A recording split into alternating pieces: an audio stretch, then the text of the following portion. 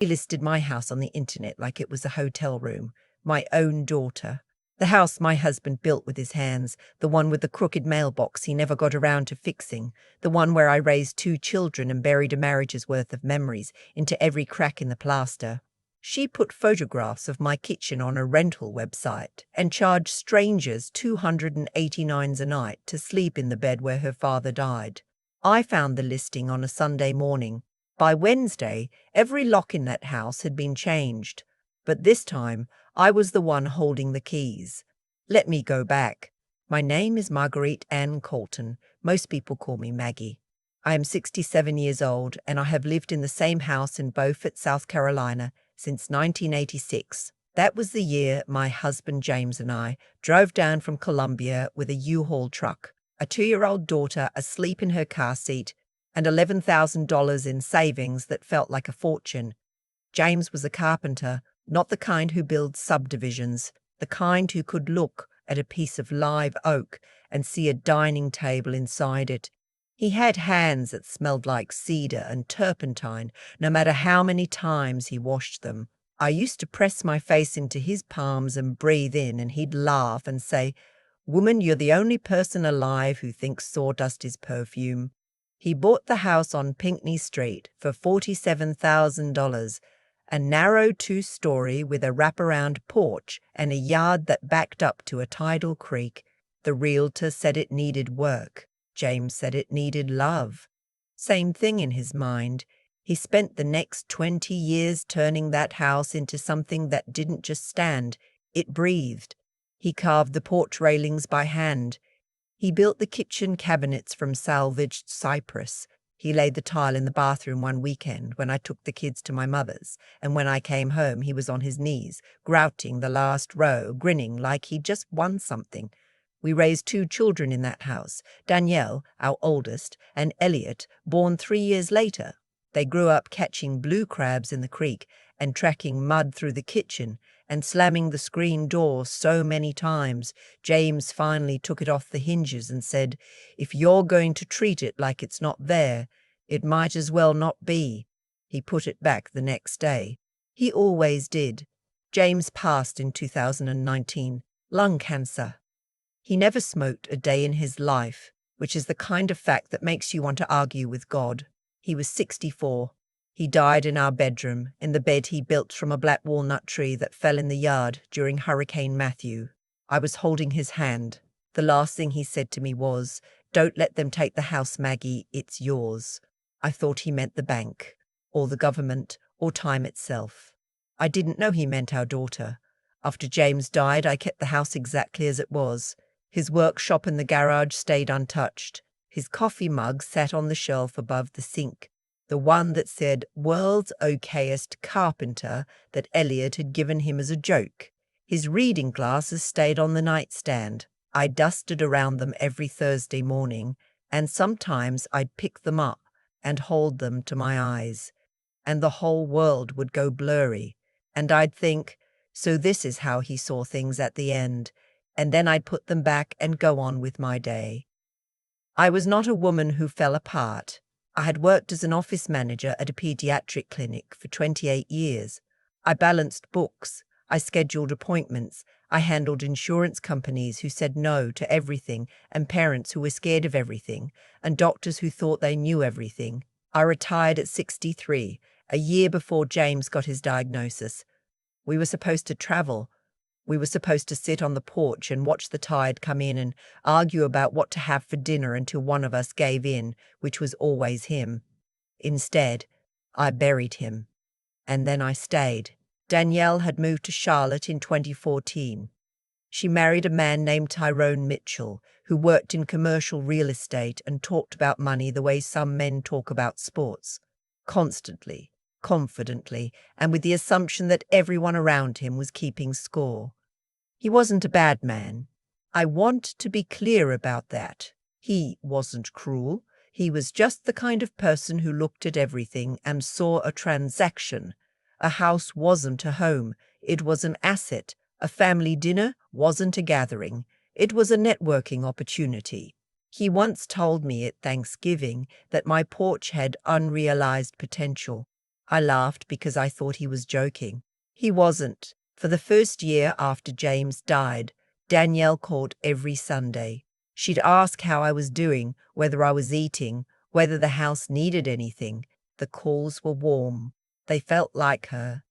Then Tyrone started appearing in the background. I'd hear his voice suggesting things. Tell her she should think about downsizing. Ask her what the property tax situation is. That neighborhood's about to pop. She's sitting on a gold mine. I am not a gold mine. I am a woman in a house her husband built. By the second year, the calls dropped to every other week, then once a month, then only when Danielle needed something. Could I watch the kids for spring break? Could I send $500 for their school trip? Could I sign a paper that Tyrone needed for, she was vague about this part, some financial restructuring? I said yes to the kids. I sent the money. I did not sign the paper. When I asked what it was for, Danielle said, "Mom, it's just a formality."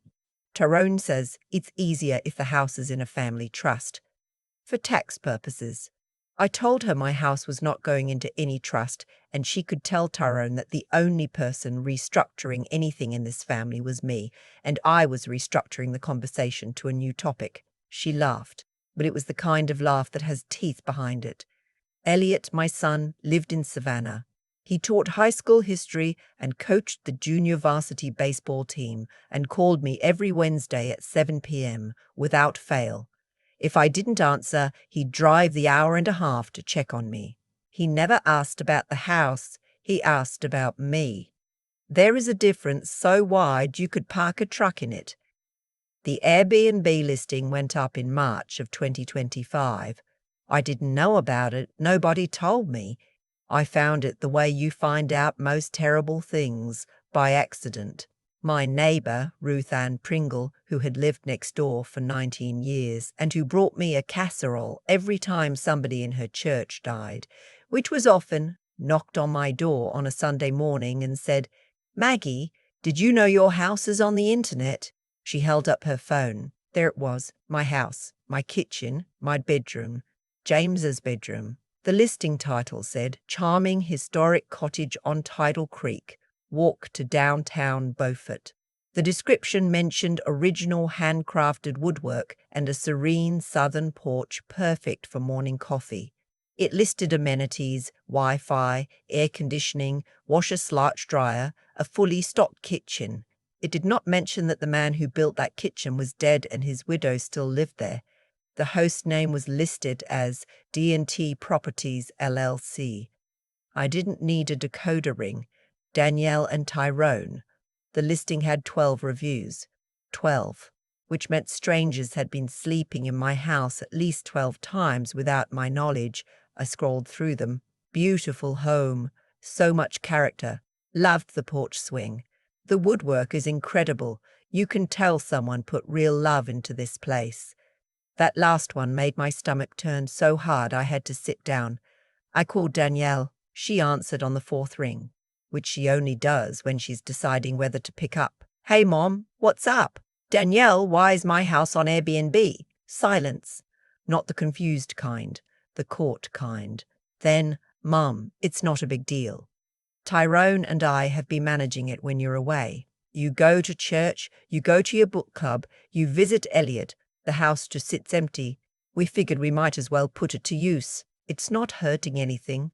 You're renting my house to strangers. We're generating income from an underutilized asset." She said it like she was reading from a brochure. That was Tyrone's voice coming out of her mouth. I recognized the vocabulary the way you recognize a disease, by its symptoms. It is not an asset. It is my home. Your father built it. Dad's gone, Mum. She said it flat, like a fact, like a weather report. And the house is worth a lot more now than when he bought it. Tyrone ran the numbers. If you sold it, you could clear over $600,000. Easy. You could get a nice condo, something low maintenance, and we could manage the whole thing for you. I don't want a condo. I want my house. Mom, you're being emotional. Danielle, I am not being emotional. I am being accurate. Take the listing down. She sighed. I'll talk to Tyrone. She did not take it down. I checked every day for a week. The listing stayed up. 2 new bookings appeared. One was for the following weekend. Someone from Ohio was going to sleep in my bed in 6 days. On Monday morning, I drove to the Beaufort County Courthouse. I brought my deed, my property tax records, and a folder of every document James and I had ever signed related to the house. I sat across from a clerk named Tammy, who had kind eyes and a slow way of typing, and she confirmed what I already knew. The house was in my name, and my name only. No liens, no encumbrances, no trust. Nobody else had any legal right to it. Not Danielle, not Tyrone. Not D&T Properties LLC, which, as Tammy discovered after some searching, had been registered in North Carolina, using my address without my consent. "Mom," Tammy said, looking at me over her glasses, "you might want to talk to a lawyer." I did more than that. I called Bernadette Sims, the attorney who had handled James's estate. She was 74 years old, still practicing, still sharp as a box cutter, and still terrifying in a courtroom. I told her what happened. She listened the way a doctor listens to symptoms, quiet and careful. Then she said 4 words that changed everything. "We'll fix this today." By that afternoon, Bernadette had sent a cease and desist letter to Danielle and Tyrone. She reported the fraudulent LLC to the South Carolina Secretary of State. She called the Airbnb platform and had the listing flagged for removal, citing unauthorized use of property. And she changed every lock on my house, not just the front door. Every door, every window latch, the garage, the workshop, all of it. When the locksmith finished, he handed me 6 new keys on a ring. I stood on the porch, James's porch, with the railings he carved by hand, and I held those keys, and I felt something I hadn't felt since the morning he died. I felt like the house was mine again. Danielle called that evening. "Mum, what the hell? We got a letter from an attorney. Are you serious right now?" "I am always serious. Tyrone is furious. He says you've ruined a revenue stream. We had bookings through September. You had bookings in a house that doesn't belong to you. It's a family house. It's my house. It was always my house. Your father built it for me, and I am standing in it right now, and the locks are new, and the keys are in my hand, and I am not going to explain this to you again." She started crying. "I can't believe you do this to us. We were trying to help you." "Help me do what, Danielle? Help me become a guest in my own home? Help me watch strangers review my kitchen on the internet? Help me find out from my neighbor that my bedroom, the room where your father took his last breath, is available for $289 a night with a 2-night minimum?" She had nothing to say to that. Tyrone did. He grabbed the phone. "Marguerite, this is a business matter, and you're handling it emotionally. We invested time and money into those listings. We staged the house. We bought linens. You bought linens for a house you don't own to rent to people I never met. That is not a business, Tyrone. That is theft." He hung up on me. I made myself a cup of tea. James's blend. Chamomile with honey and a little bit of lemon. I sat in the kitchen at the table he built, and I drank it slow. The house was quiet the way it used to be quiet. Not empty quiet, full quiet. The kind of silence that comes when everything is exactly where it belongs. Elliot came the next day. He drove up from Savannah without me asking. He walked in, looked at the new locks, looked at me and said, "You did the right thing. I know." Dad would be proud. I couldn't speak for a moment. I just nodded. He made us lunch, fried egg sandwiches, the only thing he knew how to cook, and we sat on the porch and watched the tide come in and didn't talk about Danielle or Tyrone or any of it. We talked about his students, about the kid who hit his first home run last Thursday, about the book he was reading on Reconstruction, Normal Things, Living Things. 2 weeks later, Danielle sent an email, not an apology, an invoice. She and Tyrone wanted $14,000 for the improvements and staging costs they claimed to have invested in the house. New bedding, towels, a Wi-Fi router, a smart lock system, the very lock they use to control access to my property remotely, a deep cleaning service, and what they called management fees, $14,000 for furnishing a house they didn't own to run a business they didn't have permission to operate. I forwarded the email to Bernadette. She responded in 11 minutes. I'll handle it. I don't know what she said to them. I don't need to. The invoice was never mentioned again. But here's the part that kept me up at night. Not the listing, not the locks, not the money, it was a review. The 7th one on the page, from a woman in Michigan. She had written, "The best part of this cottage is the little workshop in the garage. You can tell a real craftsman used it. We found an old pair of reading glasses on a shelf, and it just added to the charm. James's glasses. They had left James's glasses in the workshop for strangers to comment on. Like a prop, like a piece of set design for their little hotel. His glasses, the ones I used to pick up every Thursday morning. That was the moment I decided what to do with the house.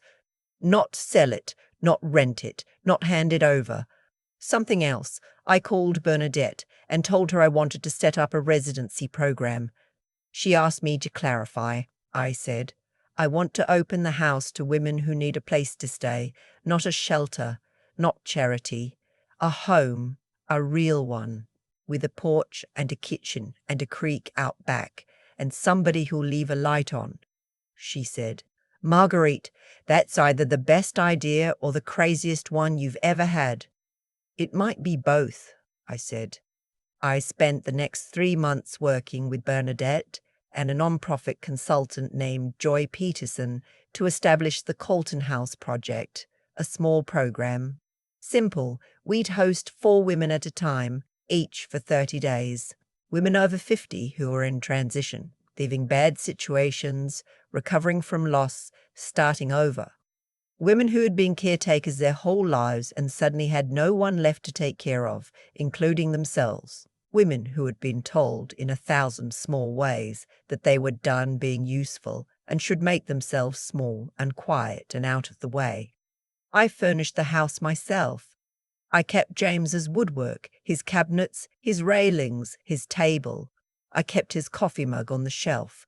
But I added things. A reading nook in the upstairs hallway with a chair big enough to curl up in, a journaling station on the porch with a cup of pens and a stack of blank notebooks, a spice rack in the kitchen stocked with everything you'd need to cook the kind of meal you haven't made in years because there was no one to make it for.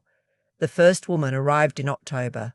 Her name was Gwendolyn Parks. She was 58 years old. A retired school bus driver from Myrtle Beach whose husband had left her after 31 years for a woman he met at a hardware store. She had been living in her sister's spare room for 4 months. When she walked through the front door, she stopped and put her hand on the door frame and said, "This smells like somebody loved this place." "Somebody did," I said. The second was Almagine Whitfield, 72, former church secretary. She had given her savings to her son to start a business that failed, and he never paid her back. And now she was living on Social Security in a 1-room apartment where the heat didn't work half the time. She sat at the kitchen table the first morning and ran her fingers along the grain of the wood and said, "A man made this." I said, "Yes." She said, "You can always tell. There's something in the way they smooth the edges, like they're trying to make the wood forget it was ever rough." Josephine Trask came next. 64, she had been a hospital administrator in Charleston and retired 2 years ago, and realized, with the sudden shock of an empty calendar, that she had no friends, not acquaintances, not colleagues. Friends. She told me on the second night, sitting on the porch with a glass of sweet tea, I spent 40 years managing everything. Budgets, staff, crises. I managed my whole life so efficiently that there was nothing left of it that wasn't on a spreadsheet. And then Ruthie Mae Owens, 69. She'd raised 5 children and all 5 had moved out of state, and none of them called more than once a month. She wasn't angry about it. She was just tired of pretending it didn't hurt. I gave them everything, she said. Every single thing I had, and they took it. Not because they were bad, because I taught them it was free. Those 4 women stayed in my house for 30 days. We cooked together every evening, not fancy food, rice and gravy, smothered pork chops, cornbread from scratch, banana pudding the way my grandmother made it, with Nilla wafers and real meringue. None of that Cool Whip nonsense. We sat at James's table and passed dishes to the left because that's the way my mother taught me, and I never questioned it, and nobody else did either. In the mornings, Gwendolyn walked the creek path. Alma read on the porch. Josephine started writing letters, real ones, on paper, to people she'd lost touch with. Ruthie sat in the workshop. She didn't build anything. She just sat there in James's chair with the door open and the light coming in, and she said it was the quietest place she'd ever been. On the last night, we lit a candle at the kitchen table. I asked each woman to say one thing she wanted to carry with her when she left. Gwendolyn said, "I want to remember that I can still walk into a room and feel welcome." Alma said, "I want to remember that someone else's failure is not my debt." Josephine said, "I want to remember that being efficient is not the same as being alive." Ruthie said, "I want to remember that my worth was never in what I gave away, it was in what I chose to keep." When it was my turn, I looked at James's mug on the shelf, the one that said World's Okayest Carpenter, and I said, "I want to remember that this house was never about the wood or the nails or the deed. It was about making sure there was always room for one more person at the table." Danielle called in December, 4 months of silence, and then her name on my phone like a crack in glass. I almost didn't answer, but I did, because she is my daughter, and that fact doesn't stop being true just because it hurts. Mom. Her voice was smaller than I'd heard it in years. "I heard about what you're doing with the house." "From who?" "Elliot. He told me about the program, the women, and," a long pause, "he said one of them cried when she saw Dad's kitchen. Several of them cried when she saw Dad's kitchen. Several of them did." Another pause. "I'm sorry, Mom. I waited. I have learned that the words people say after 'I'm sorry' matter more than the apology itself. I let Tyrone convince me that the house was just a property, that it was sitting there wasting money, and I knew it wasn't true. I knew what that house meant. I knew what Dad put into it, but I let him talk me into it anyway, and I can't tell you why, except that it was easier to listen to him than to think about what I was actually doing. I sat in the thinking chair. James's chair, the one by the window that looked out over the creek. The tide was low and the mud glistened, and a heron stood perfectly still at the water's edge, like it was waiting for permission to move. "Danielle, I need to tell you something, and I need you to hear all of it. Okay. Your father asked me one thing before he died. One thing. He said, 'Don't let them take the house.' I thought he meant the bank. I thought he meant taxes or paperwork or the kind of trouble that comes with age. But he knew, somehow, the way dying people sometimes know things the rest of us can't see yet. He knew it would be you, and he loved you anyway. He loved you so much that he couldn't say your name, so he just said them, because even at the end, he was trying to protect you from being the person you became." She was crying.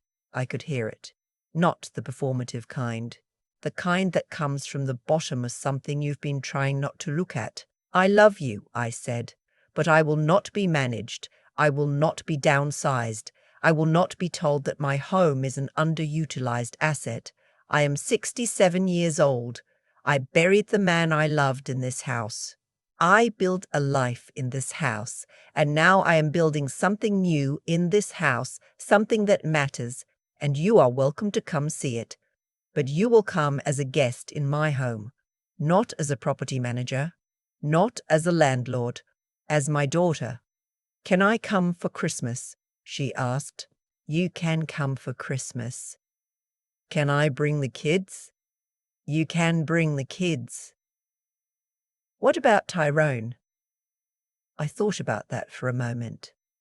He can come, but if he says the word asset inside my house, I will put him on the porch and lock the door. And this time I'm the one with the keys. She laughed. A real one. The first real laugh I'd heard from her in years. It sounded like the girl who used to catch crabs in the creek and scream every time one pinched her and then go right back for more. She came for Christmas. They all did.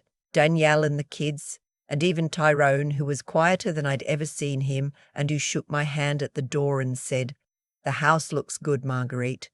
Not the property, not the asset, the house." It was the most decent thing he'd ever said to me. Elliot brought sweet potato pie. I didn't tell him it was better than mine, but it was. James would have said so. On Christmas morning, my granddaughter, the youngest, only 8, found the reading glasses on the nightstand. She picked them up and put them on and blinked at me through the distorted lenses. "Grandma, everything's blurry." "I know, baby. Is this how Grandpa saw?" At the end, yes. She took them off carefully and placed them back on the nightstand, right where they belonged. Then she kissed the lens, one quick press of her lips, and ran downstairs to open presents. I stood there for a moment in the bedroom, in the house my husband built, with the sound of my family's laughter rising through the floor like heat through old wood. I thought about the women who had sat at his table and run their fingers along the grain. I thought about Ruthie in the workshop, sitting in the quiet. I thought about Alma saying you could tell when a man smoothed the edges of something he loved. I touched the reading glasses. The lens was still warm. The second group of women arrives in January. 4 more. Bernadette is helping me apply for 51c3 status. Elliot set up a website. A woman from the local paper wants to write a story. I told her she could, but only if she spelled James's name right. James Allen Colton, master carpenter, builder of kitchens and porches, and one good life. The listing is gone. D&T Properties LLC has been dissolved. The locks are mine. The deed is mine. The table is mine. The house belongs to every woman who has ever been told she was too much trouble or not enough reason. Every woman who built something beautiful and watched someone try to sell it out from under her. Every woman who stood on her own porch holding a key that didn't work and wondered if she was the one who had changed. You didn't change. The lock did. And you deserve a door that opens. This is Deep Tales, where the women who held everything together finally get to sit down, where a house built by love becomes a house that gives it back. If you've ever poured yourself into something, a home, a family, a life, and watched someone try to put a price tag on it, then you already know why this story matters. Subscribe because every woman who ever smoothed the rough edges for someone else deserves to be reminded you were never the house. You were always the home.